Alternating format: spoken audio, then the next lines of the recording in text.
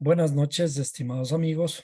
Bienvenidos a un nuevo estudio de las Sagradas Escrituras con nuestro intento de descifrar algunos pasajes, ah, particularmente de la Torá, del Pentateuco, que fueron escritos en hebreo y que son un poco difíciles de entender. Se trata de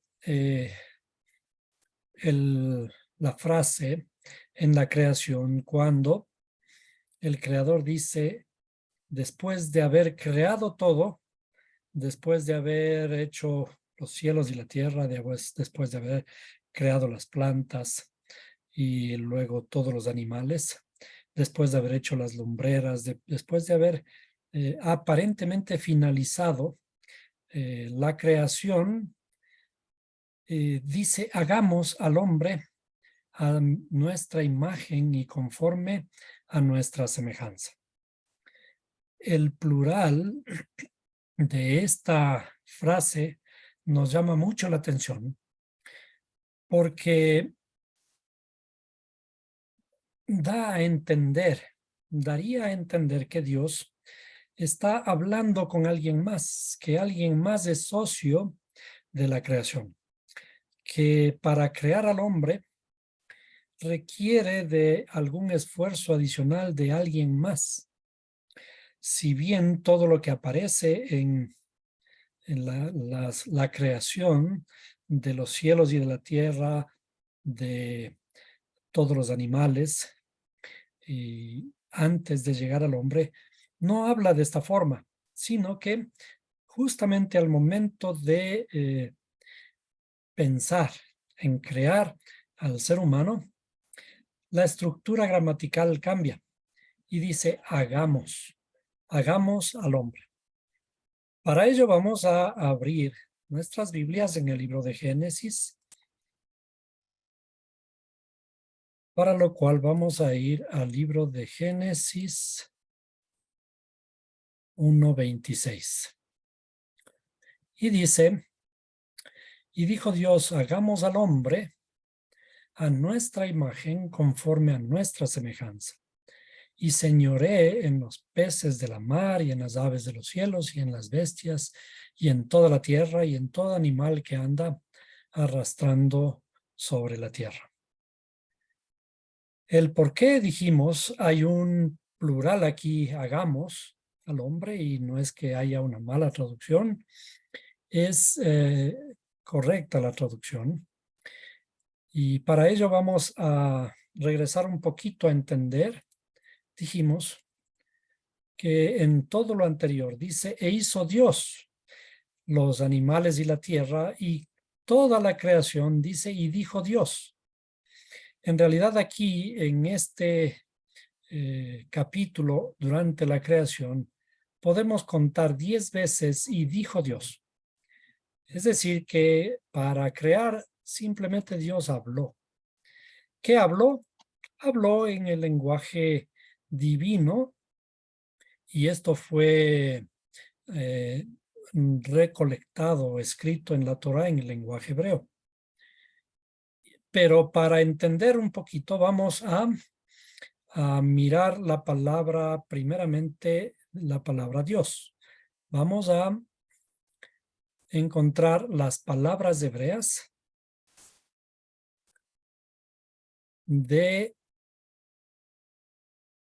que se utilizan aquí para el relato. En este caso, Elohim. Entonces vamos a analizar un poquito esto.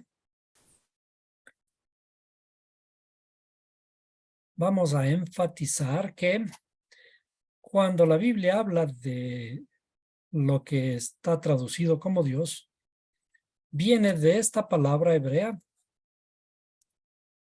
Elohim. La palabra hebrea Elohim se debería pronunciar más suavemente porque aquí hay una letra G, pero nosotros tratamos de no de no pronunciar correctamente el nombre del Creador y le escribimos inclusive Elohim por respeto, aprendiendo lo que nuestros maestros judíos nos han enseñado, que el nombre del Creador debe respetarse por el mandato que dice: no tomarás el nombre del Creador en vano. Entonces, Elohim es la palabra traducida como Dios, o el nombre traducido como Dios, pero hay varios otros nombres del Creador. Cuando nosotros nos referimos a Dios, indistintamente, en cualquier tiempo, en cualquier proceso, estamos clamando a Dios. Pero en realidad en la Biblia aparecen varios nombres que son varios atributos, varias manifestaciones del Creador, varios aspectos de sus cualidades que se manifiestan en este mundo. Dios es únicamente una de ellas. Y luego vemos que en el capítulo 2 ya aparecen otros nombres, comienzan a aparecer otros nombres. El otro nombre que aparece está traducido en nuestras Biblias como Jehová. Y después van a aparecer el que dice yo soy el que soy, o también aparece Adonai, aparece el Shaddai, y así varios otros que lo que nos están dando a entender es que el Creador se manifiesta de diferentes maneras a nosotros, a los seres humanos y en su creación. Pero particularmente el nombre Dios, que se ha generalizado para llamarle al Creador, viene de la palabra Elohim. Ahora, tenemos que conocer en la estructura gramatical hebrea que cada vez que encontramos una terminación im, o sea, que corresponde a esta parte, recuerden que el hebreo es al revés, se escribe de derecha a izquierda. Por lo tanto, leemos desde aquí, desde la Aleph hacia la izquierda, leemos Elohim. Esta terminación im en hebreo es el plural. Esto implica pluralidad.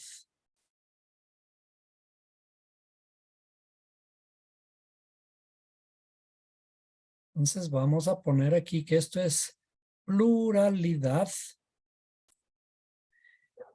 Y en este caso, para referirse a este nombre del Creador, que en vez de ser traducido como Dios, digamos que sería o debería ser traducido como dioses. ¿Sí? Dioses en plural. Sin embargo, a lo largo de toda la Biblia nosotros vemos que hay un principio y hay un mandamiento inclusive establecido para esto. ¿Cuál es el principal, el fundamental mandamiento en toda la Escritura? El mandamiento, el principal mandamiento de todos es: escucha, Israel, el Señor, vuestro Dios, el Señor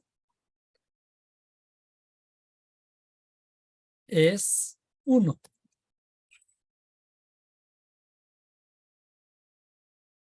Este mandamiento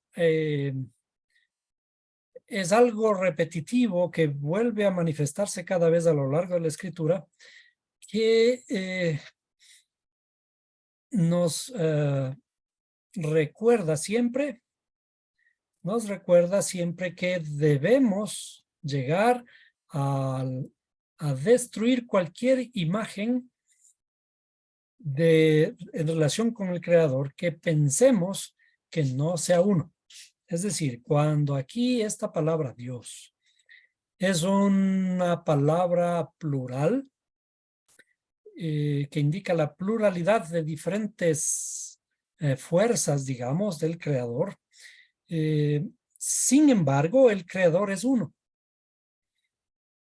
Y no porque digamos que esta palabra es plural, nos da a entender que existe algún principio de Trinidad o algo parecido. Para lograr entender esto, tenemos que tener presente, vuelvo a repetir, este mandamiento de que el creador es uno. Y por lo tanto, esta pluralidad del creador tiene que ser entendida de una forma tal que destruyamos de todas maneras un pensamiento, una imagen que nos lleve a pensar que el creador es más que uno. Por otro lado, vamos a hacer una gematria respecto de esto y quisiera que para eso retomen sus notas, sus tablitas. Vamos a poner la gematria para dar a entender ciertos otros conceptos aquí establecidos. La gematria es poner los números en cada una de las letras. Cuando vemos en la tabla de equivalencias, la letra Mem tiene un valor de 40, la letra Yud un valor de 10, la letra Hei un valor de 5, la letra Lamed un valor de 30 y la letra Aleph el valor de 1. Esto nos lleva a pensar que si sumamos todos estos valores, llegamos al valor de 86. 86, cada vez que miremos en alguna parte el valor 86, estaremos pensando que alude, que se refiere al nombre Elohim, que está traducido como Dios. Ahora vamos a hacer una otra gematria. Vamos a escribir otra palabra.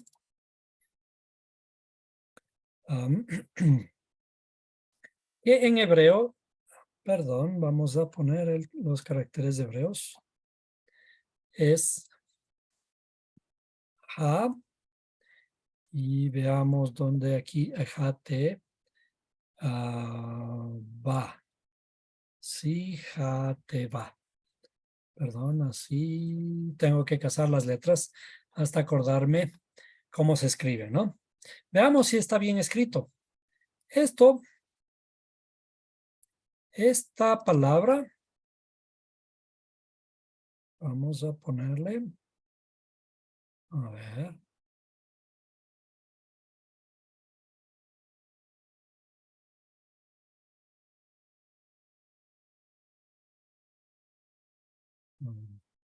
Esta palabra en hebreo es Jateva, que significa la naturaleza. Ahora, hagamos también una gematria respecto de Jateva, la naturaleza. Entonces, la letra Ain vale 70, la letra Bet vale 2, la letra Tet vale 9 y la letra Hei vale 5. Si sumamos, sería 70 más 2, 72 más 9, 81 y 5, 86. ¿Qué conclusión sacamos por ahora? ¿A qué nos lleva a entender que estas dos palabras tienen equivalencia? Es que la palabra Elohim, de valor 86, ¿sí?, tiene el mismo valor numérico que la naturaleza, ¿sí? Tenemos aquí una equivalencia numérica y esta equivalencia numérica confirma un concepto. el primer concepto que tenemos que entender que el creador mismo es la naturaleza. Entonces vamos a escribir aquí con un poquito más grande. El creador es la misma naturaleza. Es decir, cuando nos referimos al creador, tenemos que también pensar que el creador es la misma naturaleza. Las dos cosas son completamente equivalentes. Ahora, ¿cuántas fuerzas hay en la naturaleza? Infinitas. Hay manifestaciones de esa naturaleza. La primera manifestación es el espacio. Y cuando hay espacio hay tiempo. Y estas dos entidades son una sola. Y este espacio-tiempo, cuando hay espacio-tiempo, hay movimiento. Entonces, el creador, este creador, no es que el creador creó los cielos y la tierra y creó las plantas y luego los animales, sino que está creando. Es decir, la primera cosa que tenemos que destruir en la Biblia, en la Torá, es el tiempo. ¿Qué tenemos que decir respecto al tiempo? El tiempo no existe. En la Torá el tiempo no existe. Por lo tanto, si el tiempo no existe, ¿qué tenemos que decir? Que cuando dicen el principio creó Dios los cielos y la tierra, tenemos que reformular esta frase, este concepto, y decir, desde el principio Dios está creando los cielos y la tierra. La creación, por tanto, no ha terminado. Entonces vamos a poner aquí otro concepto. La creación no ha terminado. ¿Por qué? Porque el creador todavía sigue creando.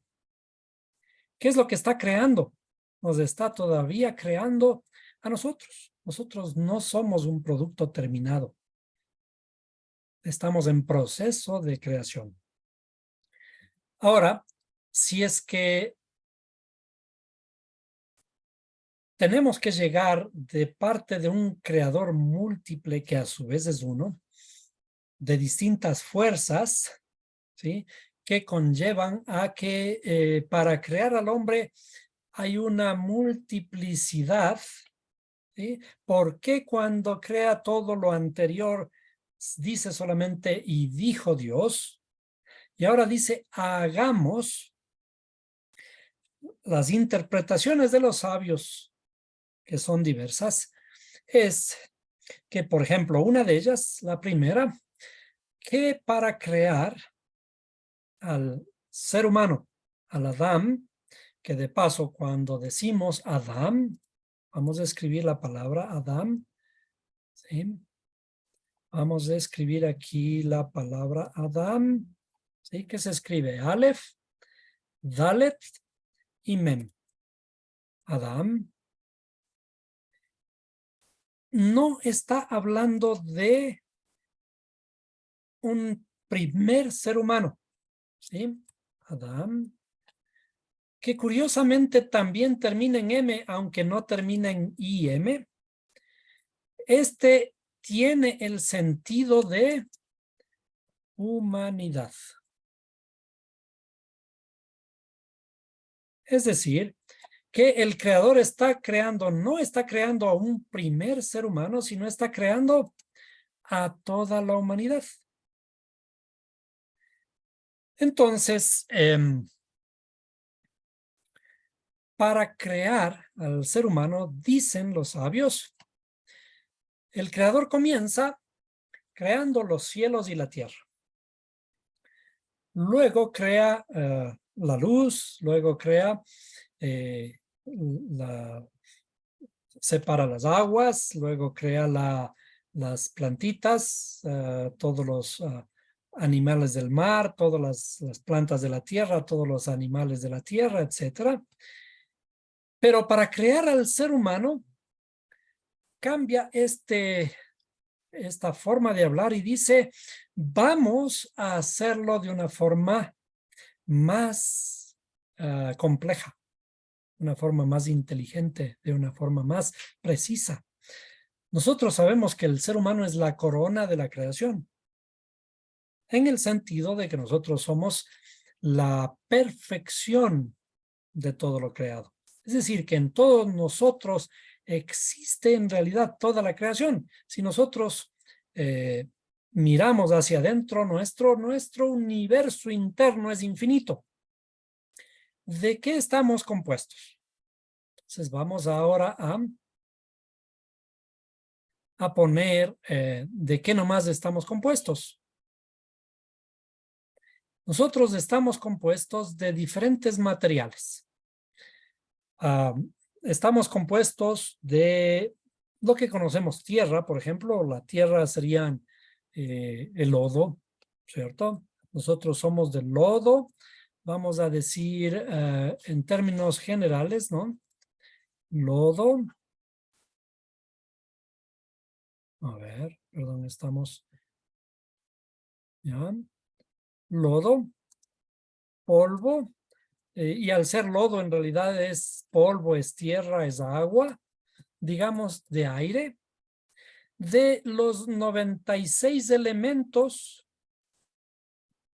que aparecen en forma natural en la Tierra. ¿Sí? Nosotros estamos constituidos de todos estos elementos que aparecen aquí en la Tierra. ¿Sí? ¿De qué más estamos constituidos? Ahora, digamos que las plantitas, primero las plantas, vamos a poner ahí. Las plantas tienen minerales, ¿cierto? O comen, están nutridas de minerales, en este caso del agua, de la tierra, de todos los elementos químicos. Bien, ahora, los animales,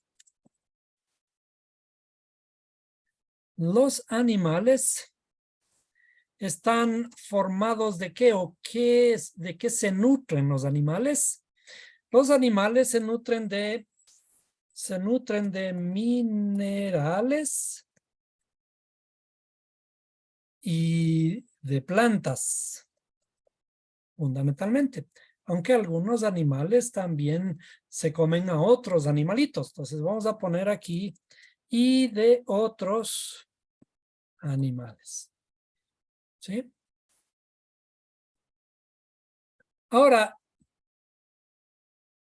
¿qué quiere decir todo esto? Quiere decir que hay una cadena. Vamos a dibujar aquí una cadena,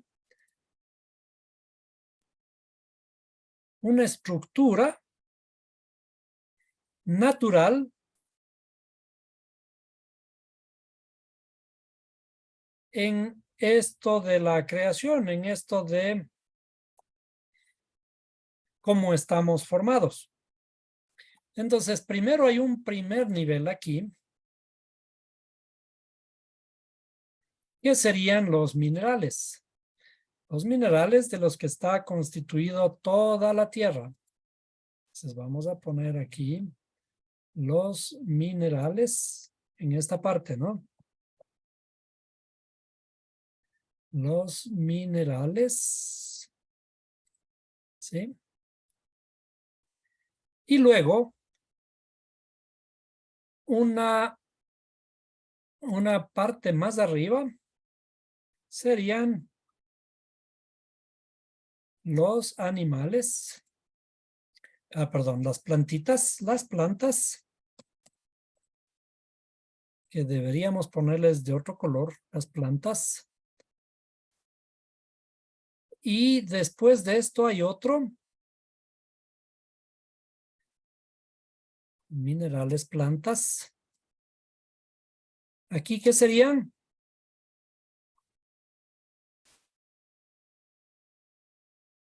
Los animales, le vamos a poner de este color, ¿sí? Los animales y finalmente el ser humano. El hombre le vamos a poner de este color, ¿sí? Entonces, para poder llegar a la primera forma de vida necesitamos minerales. Todo lo que hemos puesto aquí. Los minerales son el fundamento para que aparezcan las plantitas. Luego, juntos, los minerales y las plantas son los nutrientes de los animales. Entonces vamos a poner de esta forma. Para que aparezcan los animales se nutren de plantas y de minerales. Pero ahora, ¿qué ocurre con el ser humano? El ser humano es algo especial. El ser humano se nutre de minerales, de plantas y de animales. Es decir, el hombre es la corona de todo, de toda la creación. Cuando está hablando el verso que dice hagamos, una interpretación de los sabios es que el creador dice hagamos en el sentido de utilizar todas las fuerzas que existen en su naturaleza, en la naturaleza, para crear al hombre. Es decir, el creador va desarrollando desde el principio, dice los cielos y la tierra son los minerales, separa las aguas, ahí está el agua, y todos los minerales que pueden existir en la tierra. Pero luego comienza a crear las plantas, después de las plantas los animales y después de los animales ahora dice hagamos. Entonces en esta parte los sabios dicen el hagamos implica todas las fuerzas de la naturaleza.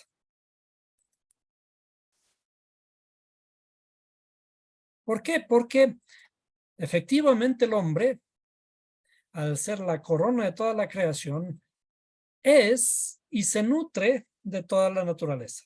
Ahora, nosotros sabemos además que aquí hay ciertos niveles del alma, ¿sí? Que estos son equivalentes a los niveles del alma humana. La única, el único término aplicable que nosotros podríamos decir al ser humano, tendríamos que hablarlo de esta forma. ¿Qué son los minerales en términos del alma? La primera palabra hebrea para alma es nefesh, ¿sí? Que en términos alegóricos corresponde a los minerales.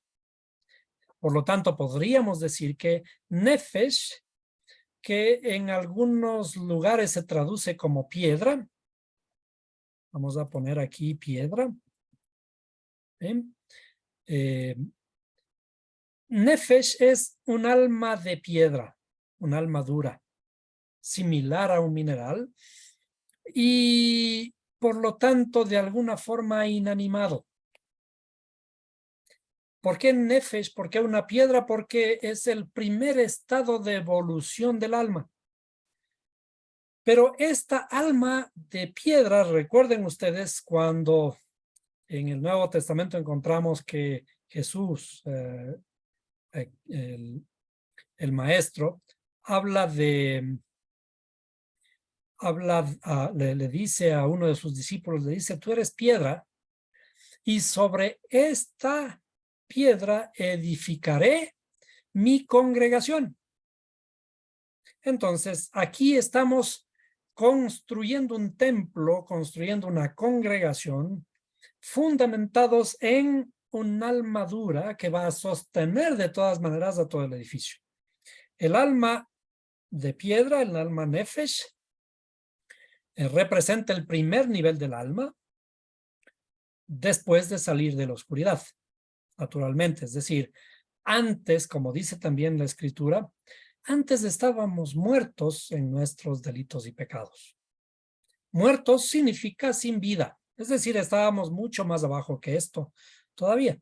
Pero luego pasamos al primer nivel del apóstol, digamos, de Pedro, al nivel de piedra. Pero de allí tenemos que ascender. Luego, el nivel de plantas, alegóricamente otra vez, es el nivel de Ruach, llamado Ruach en la Escritura. Por lo tanto, ahora el alma es una especie de planta. Estamos hablando en términos alegóricos para dar a entender que hay una evolución del alma. El alma tiene que ir cambiando, modificándose. Ahora ya es una planta. A esta también se le conoce como viento.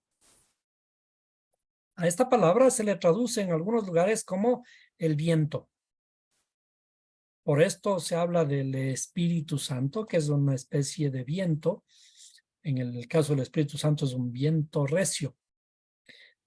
Y el siguiente nivel del alma, o quizás antes de esto debería mencionar que esta es el tipo de alma emocional. Tipo de alma emocional. Luego, el alma tiene que desarrollarse hasta un tipo de alma animal.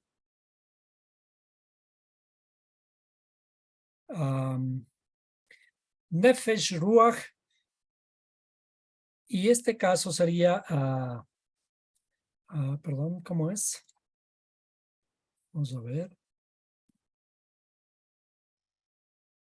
En hebreo se llama Neshama. Neshama. Y a esta alma le vamos a poner un nombre, digamos, algo así como un alma intelectual. Esta alma intelectual es como la unificación entre, perdón, no, aquí estoy equivocado.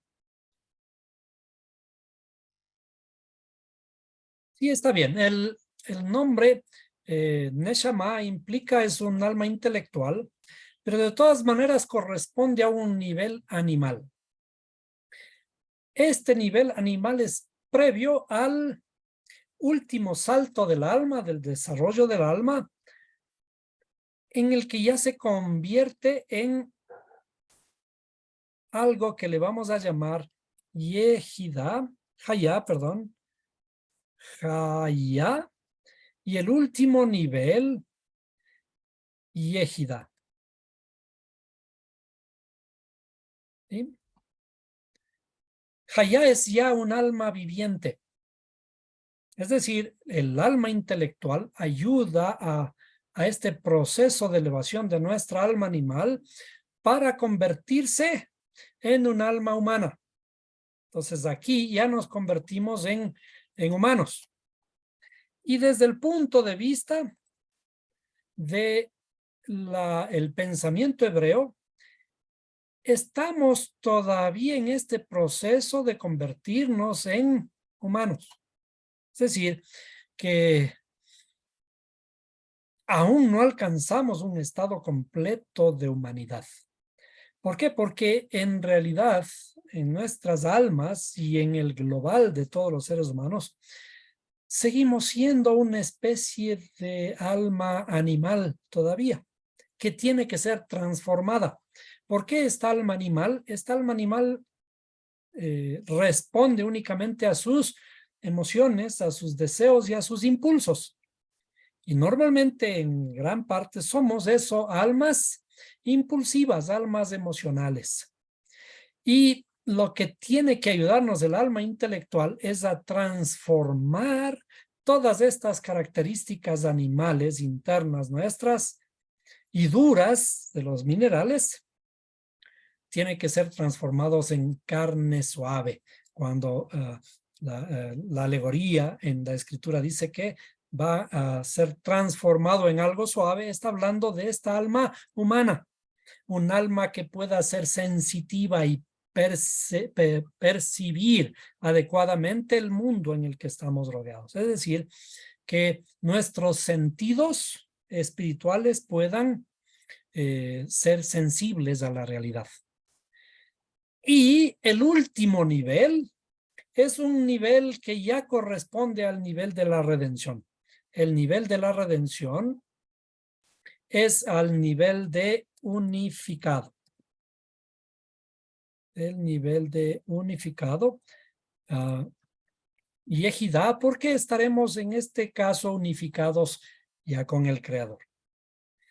Ahora, este principio de que dice hagamos al hombre, entonces está hablando de todo este proceso de que el ser humano tiene que pasar para ser creado. Como dije, no estamos terminados todavía. Y como no estamos terminados todavía, ¿sí?, estamos siendo transformados cada día. En de estos procesos, nuestras almas están inclusive todavía divididas en nuestro interior. Todavía somos, en ciertas partes internas nuestras, somos de piedra, insensibles. En otras, quizás un poco más desarrollados, somos más amables. Somos ya no tan emocionales, ¿sí? Ya pensamos un poco más, porque el nivel intelectual nos permite pensar antes de actuar. Y en algunas cosas, a veces, en ciertas ocasiones, sí hacemos lo correcto. Pero esta mezcla de lo interior que tenemos aquí, que todavía tiene que ser redimido, nos dice que tenemos un alma animal todavía y que tiene que ser sacrificada. Tiene que ser sacrificada para ser elevada, porque sacrificio, como vimos, sacrificio significa elevación. Y este es el sentido de los sacrificios en el templo. Tenemos que llevar nuestra alma animal, pero ya transformada o perfeccionada para ser sacrificada en el templo. Recuerden que al templo solo había que llevar animales, animales que se pueden sacrificar, los que se llaman animales puros. Es decir, no se pueden sacrificar cualquier tipo de animales, lo que equivale a decir que nuestro sacrificio interno no tiene que ser de cualquier entidad en cualquier estado, tiene que ser un alma transformada, un alma, un animalito, un corderito, una palomita. Es decir, nuestras estructuras internas tienen que haber llegado a una estructura perfecta antes de ser sacrificada. ¿Para qué? Para que se transforme ahora en un alma humana. Y esto es una alegoría de lo que ocurre cuando nosotros inclusive nos alimentamos. Como dijimos, la naturaleza es una alegoría de todos los fenómenos espirituales. ¿Qué significa esto? Por ejemplo, cuando nosotros nos alimentamos, de acuerdo a cómo hablan los sabios, como dicen los sabios dicen que nosotros comemos minerales, comemos plantas o comemos animales. ¿Por qué? Porque aquí en cada uno de estos estados hay una chispa divina en cada uno de estos alimentos. Y esas chispas divinas tenemos que elevarlas. Cuando decimos elevarlas de este estado inferior a que formen parte de nuestro cuerpo, que es lo mismo que estos átomos, estas moléculas, estas partes de alma inferior, sean ahora transformadas o elevadas a una condición humana, a que formen parte de nuestro cuerpo, que es una alegoría de que formen parte de un alma humana. Entonces, cuando dice hagamos, está hablando de este proceso de transformación. Ahora, ¿Es el creador el que está creando? ¿Está creando el creador y le dejamos a él solito que cree? En realidad, la alegoría dice que nosotros somos socios del creador en su creación. ¿Qué significa? El creador cuando lo hizo por sí los minerales, las plantas y los animales. Pero para crear al ser humano, como en el sentido que estamos hablando ahora, no es que estamos terminados, sino que estamos en un proceso de creación continua que no ha terminado todavía. Y este proceso de creación continua, ¿quiénes intervienen? Por supuesto que interviene el creador. Entonces vamos a poner aquí, el creador está creando, está poniendo su parte en la creación, ¿sí? El creador está impulsando esta creación, ¿sí? Pero ¿quiénes tienen que poner su parte también? Quienes tenemos que poner nuestra parte somos también nosotros, los seres humanos. Los seres humanos somos las manos del creador por la que el creador, con las que el creador está creando. Entonces, el ser humano, nosotros también debemos involucrarnos en esta creación. ¿Bien? El ser humano tiene que poner su parte. Es decir, el creador, en la alegoría, el creador nos invita a que nosotros aceptemos su luz. Nosotros, al aceptar su luz, no es que el creador realiza su trabajo únicamente, sino que nosotros también tenemos que poner nuestra parte.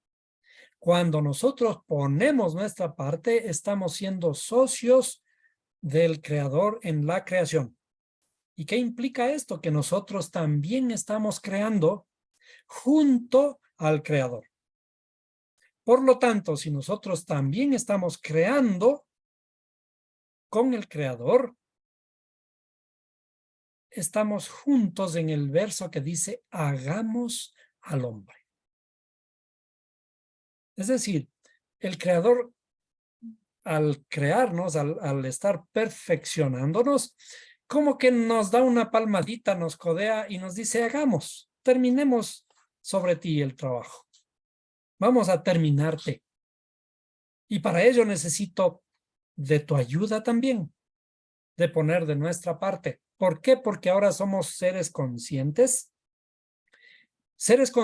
que tenemos también el poder de nuestra decisión, el poder creativo que el creador nos ha dado. Esa es la gran maravilla de la creación, que el creador con nuestra propia creatividad también va a ayudarnos a crearnos, a perfeccionarnos. Entonces, el sentido de hagamos, cuando dice hagamos al hombre, nos está invitando a nosotros a ser partes, a ser socios de la creación. Es decir, como que el creador nos está preguntando, ¿quieres que te termine? Y yo tengo que decir sí. Por ello, la alegoría dice, yo soy el camino. ¿Qué significa el camino? El camino por el que yo tengo que andar. Cuando dice yo soy la luz, dice lámpara es a mis pies, tu palabra y lumbrera mi camino. Él es la luz que va a alumbrar mi camino, pero yo soy el que tengo que andar. Yo soy el camino, la luz, el camino, la verdad y la vida. Entonces, tengo que llegar hacia la verdad con mi esfuerzo, con mi decisión. Y ese es el sentido de aceptar al Creador, aceptar como le dicen en el Nuevo Testamento, aceptar a Jesucristo para el perdón de los pecados. Aceptar significa doblegarse, aceptar significa poner de nuestra parte, poner de nuestro esfuerzo en el proceso de transformación. ¿De quién? De nosotros mismos. El Creador nos pone su palabra, nos pone su Torah y nos ha puesto el camino que tenemos que andar y nosotros somos los que tenemos que dar los pasos para avanzar. Entonces, el sentido de hagamos es entre el Creador y nosotros. El sentido de hagamos es entre todas las fuerzas de la creación, nosotros y el Creador. Entonces, por ello, cuando entendemos la Escritura, más en lo profundo, entendemos de que tenemos que utilizar todas las fuerzas de la naturaleza. ¿Por qué utilizamos todas las fuerzas de la naturaleza para nuestra transformación? Porque esas mismas fuerzas son el Creador. Y de esas mismas fuerzas nosotros somos partícipes. ¿Por qué? Porque también somos parte del Creador.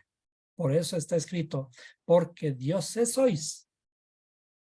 Porque somos parte de este gran universo, de este gran infinito, el todo y la nada, que a la final somos un fractal de este infinito, pero ese fractal contiene toda la información del infinito. Es lo mismo que cuando vamos a crear un nuevo ser humano, a través de poner el ADN en una pequeña, minúscula partícula de un espermatozoide que se une en un óvulo, entre los dos contienen toda la información futura de ese ser que va a venir.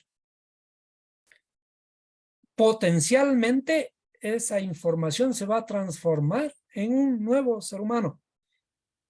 Nosotros somos como ese pequeño espermatozoide en el universo entero, un fractal que contiene toda la información del creador y que puede ser utilizada o puede llegar a ser un ser humano. Por lo tanto, cuando el creador dice hagamos al hombre, está invitándonos a nosotros, él y cada uno de nosotros, hagamos de este ser humano un mejor ser humano. Terminemos la obra de perfeccionamiento que la inicié hace mucho tiempo atrás. Y lleguemos a la culminación de la creación. Es decir, tenemos que entender que la creación no ha terminado y este es el sentido de seguirse llamando el creador. Porque si el creador terminó la creación hace 6,000 años, entonces ya no es creador. El creador es creador. ¿Por qué? Porque el creador mueve todo el universo. Porque es el mismo universo. Porque es la misma naturaleza. Son todas las fuerzas de la naturaleza divina, de la madre naturaleza, a la que llamamos Dios. Desde luego, este nombre, Dios, es uno de los atributos al que le llamamos la naturaleza. Pero el creador tiene varios otros nombres más.